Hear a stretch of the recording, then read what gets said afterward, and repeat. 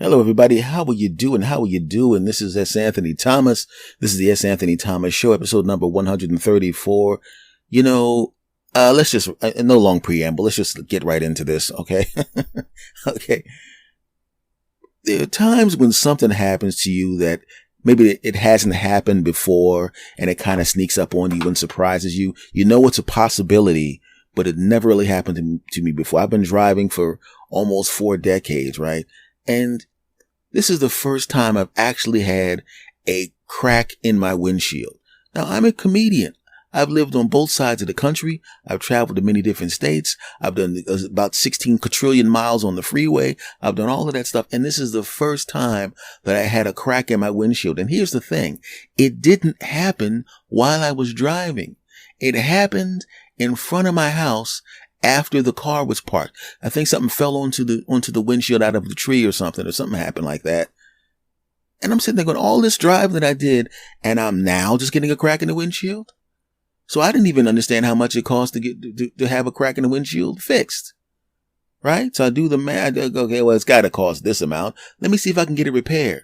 And as it turns out, it's the kind of crack that you can't repair yourself. You can't go and get those little liquids you throw in there, the resin, and you put it on the windshield, little crack. You cover it with the paper, and then the sun dries it up, and then you come there, you pull the thing off, and then all of a sudden it's like it's all brand new. Well, this can't be fixed like that. I go onto the website to find out exactly what the hell's going to go down, and guess what it is? It's the kind where you have to replace the entire freaking windshield. So on the 2nd of September, I got to take my car to this place to have the whole windshield taken the hell out and a new windshield put on. But does that really solve the problem? Huh? It's just another windshield, right? It's a windshield, just like the one that's about to leave, which means it can be cracked just exactly the same way because it's the same daggone windshield. And I want to know something, and I'm ticked off car companies. I want to know something, car companies. Why in the world are you putting windows in cars that can be cracked by a rock? Like, I'm not talking about if somebody throws a brick at your windshield or something like that. I'm talking about the kind of rocks that can be spit up from tires and cars in front of you. Why is that even possible? We've known about rock chips, and luckily this is the first time I've had one. We know about rock chips for years. You know that's a problem. And you mean to tell me you suckers haven't figured out a way to make a windshield that can withstand rock chips? You make us have to replace windshields. You make us have to buy this little bit of that little punk resin that we got to put in the little holes in the windshields and all that kind of crap. I'm wondering if it's a conspiracy. Yeah, I said it. I'm wondering if you guys are in on it with the glass companies and the resin companies and all of these punk companies with the rock chips and all of that crap.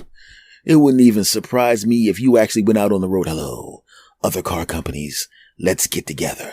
We need these drivers, but we also need to keep making money. We already got these fools coming in every 3,000 miles to change their oil when modern cars don't need oil changed that fast, but don't let them find out about that. Don't let them know you can probably get away with 6,000 miles. They don't need to know that crap. We want them to come in twice as much. And in addition to that, we ain't making enough money off the glass. So what I need you guys to do in the middle of the night is to go on all the roads and all over the country and sprinkle down some rocks. We've actually had a special team of rock makers that have made rocks specially designed to chip windshields. Yeah, that's right. We don't need them to break windshields because that would make them too angry, right? We just want them to put a nice chip in there, and we already have invested in the resin companies where we can put that little liquid onto the hole in the little chip in the glass, and it'll fix it like new. Yeah, that's right. But they don't need to know that. Everybody, we're just going to act like we don't know what's going to go on. We're just going to say things like, well, unfortunately, one of the problems is windshields are in fact made of glass, and there's really nothing we can do about that. Unfortunately, it's just one of the hazards of driving a car. It's just it ain't one of the hazards of driving a car. Hey, set it up. It wouldn't surprise me if they're the rocks makers and all of that crap. That's right. And I bet you, just like when every time somebody invents something that goes against the big companies, something bad happens to them, I get this distinct feeling that somewhere somebody rolled up into the glass companies, into the car companies. Hi, I'm Frank Johnson. You know what I just made? I just invented a special kind of glass that's extra strong and completely repels rock chips. I mean, rock chips could be thrown at it, and the rocks would just bounce off the glass. The glass won't even have a scratch in it. And that way people don't have to spend as much money buying all of this resin and glass, repair kits and all of that kind of stuff. And in fact, repairing a windshield would actually be very, very rare. I mean, if someone threw a brick at the glass, it might break it. But I mean, how often does that happen? But people really have a problem with chips and things of that nature. And I figured out a way to make cars absolutely impervious on all the windows from rock chips. Oh, you did you? Yes, I did. That sounds great. Did you tell anyone else about it? Oh God, I didn't even tell my wife about it. Not yet. She's on vacation with the kids because I'm so dedicated to my work.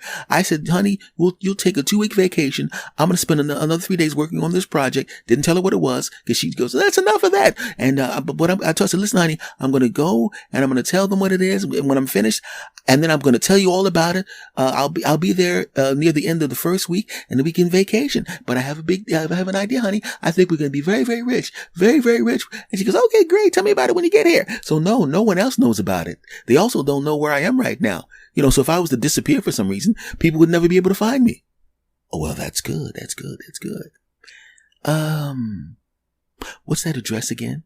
Well, it's 123 Main Street. Great, great. You stay right there. We're really, really interested in your invention, Mr. Johnson. We'll talk to you later, okay? Click. We gotta stop him. What happened? He actually figured it out. Oh no, he's not. Did he figure out how to make glass that's impervious to those rocks we laid on the ground to break people's windshields? Yeah, he did. So we're gonna basically have to find him and rough him up. Oh no, we won't rough him up. Bring him to me. No problem. A few hours later. Hey, what's going on, guys? Hey, Mr. Johnson. Is that the only copy of the formula? Yeah. For some reason, I decided not to make any other copies of the formula or give anybody else copies or tell anyone about it. In fact, no one even knows that I'm here. And in addition to that, I have a habit of running away for long periods of time. So if I was to, disappear right now, people wouldn't even start looking for me right away, which would give the person who kidnapped me enough time to take me far enough away and make me completely impossible to find. You're making this very easy, Mr. Johnson. Wait a minute. You're not planning on kidnapping me, finishing me off, and taking my formula so no one else can use it, are you? Yes, exactly. Damn, something told me I shouldn't have come here. Well, I guess you guys gonna have to shoot me and bury me now. As a matter of fact, we will. Okay, maybe I went a little far with that, but you know what I'm saying. Come on, man. Just make some glass that can survive rock chips. We will pay the extra money. It's going to cost me $400 to get my windshield fixed. Okay. Now, what if they added $300 to the price of the car? Right. Or even less than that, because obviously after you mass produce so much of this, the cost would drop. You know what I mean? So let's just say they added $200 to the price of a new car to justify the chip-proof glass. Would you be upset about that? No, you wouldn't care. Why? Because it would be chip-proof glass. It's like when we started buying cell phones. When cell phones first came out, they had that punk glass on it, and then you started getting Gorilla Glass and double Gorilla Glass, and then you started getting these little screen protectors that we all buy that cost $20. You know what I mean? We don't mind if it'll get the job done. We'll pay the extra money, but they don't want that. So I'm stuck driving this car for another week with that crack at the top left corner of the windshield that cracked just enough that I have to get it repaired. And it's like that crack is mocking me. Right? As I'm driving down the road, it's like that crack literally is whispering, $400. $400, dumbass. $400. I cost you $400. I cost you $400. Hey, funny man. I cost you $400. 1, 2, 3, 4. That's how many $100 I cost you. And you're going to have to sit in that place for like 2 hours. In addition to that, did I mention it's going to cost you $400? I wish I could get a hold of the glass after I would like to say that. Excuse me, glass repair people. Yeah. Could you give me the glass that was just in my car? Why? Because I want to hit it with a hammer. Well, that's weird. We're going to call the cops. Okay, that is kind of weird. But when things cost you more money than you expect, it becomes frustrating, right? Everybody wants kids. And people go, well, you're in your 50s. How come you didn't have any kids? Well, it's because I know where the drugstores are and I know how to put on condoms, right? But there's a part of me that wishes that I had kids, or maybe at some point in the near future, better be the near future, I'll have a kid or two. I don't know, right? But when I was talking about this with someone, I saw a report that goes, it costs $300,000 to raise a kid from birth to 18 years old. And I'm on $300,000 to raise a kid to adulthood. Good Lord, that's a lot of money. So those of you with children, when you look down at your kid, do you realize, do you look at the kid and goes, your little punk behind's going to run me $300,000 by the time you're an adult? $300,000? You sitting there right now throwing food on my floor. You're crapping all over the place. I got to sit there and watch you crap into this bucket. And then I got to walk upstairs with the bucket and shake it into the toilet and clean it out. Right? You're going to run around the house with your pants off because everybody thinks it's cute. Your mother thinks it's cute. And then, of course, every 2 days, you're going to start crapping faster than me think and sit on the couch that I spent money on before you were born. And now I got to get it clean because you crapped on it. Right? And yeah, you're cute. And yeah, I love you because you kind of look like me and you kind of look like your mom a little bit. It's both of us. Right? But still, you're going to cost me $300,000. Hi, honey, I'm pregnant.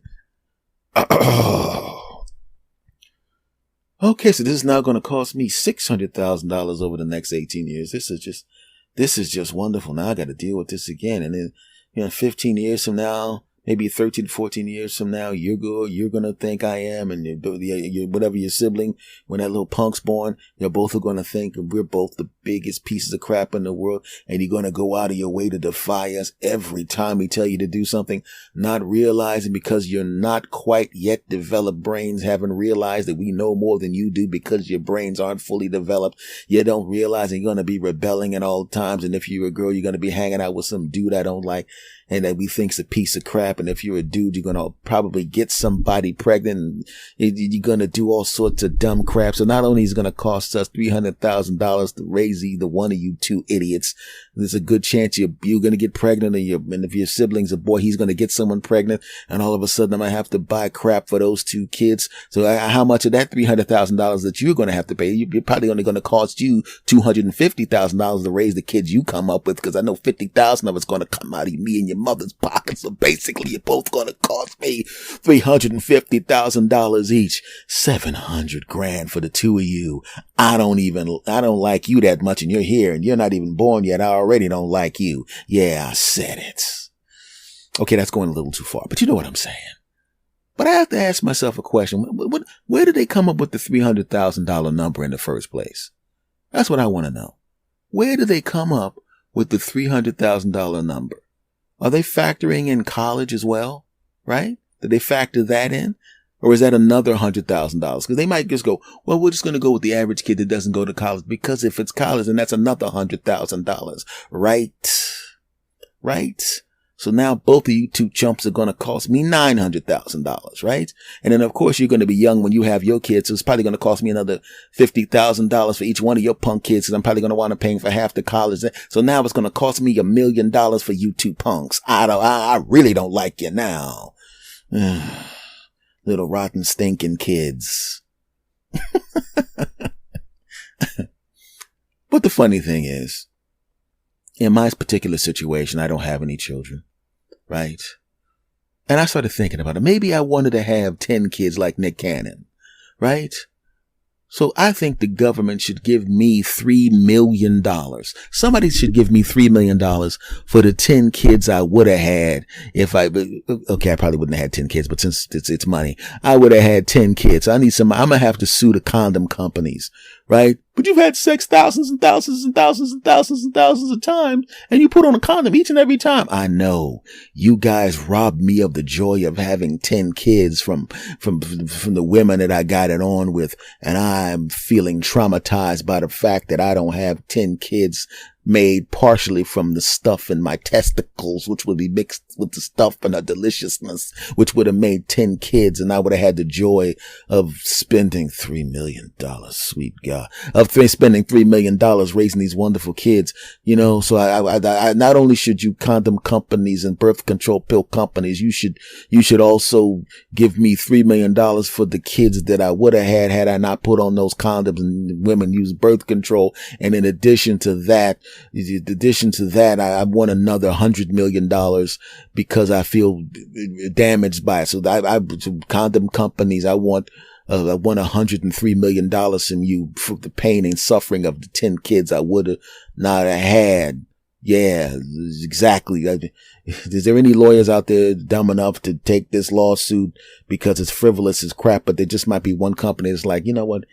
Let's just pay him a couple of whatever dollars just to get this lawsuit going away, because he'll be just the beginning of a string of lawsuits that are stupid, but we'll be wasting all of our time. If there's any lawyers out there that want to help me out, sue all of these companies for the kids I would have had if I hadn't been wearing condoms each time, right?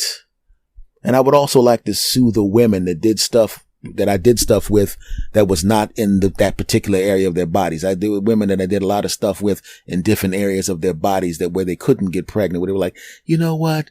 I'll just take care of you this time because so you're going to take care of me this time. Oh yeah, you took care of me because you didn't want to take care of kids from me, which means you robbed me of having kids by doing other stuff to my stuff when I could have put my stuff in your stuff and made kids for my stuff. So I would like to sue all these women that I got it on with for doing stuff to me that felt great and I was really happy with at the time. I'm like really happy with at the time. Like, could you do that again in an hour?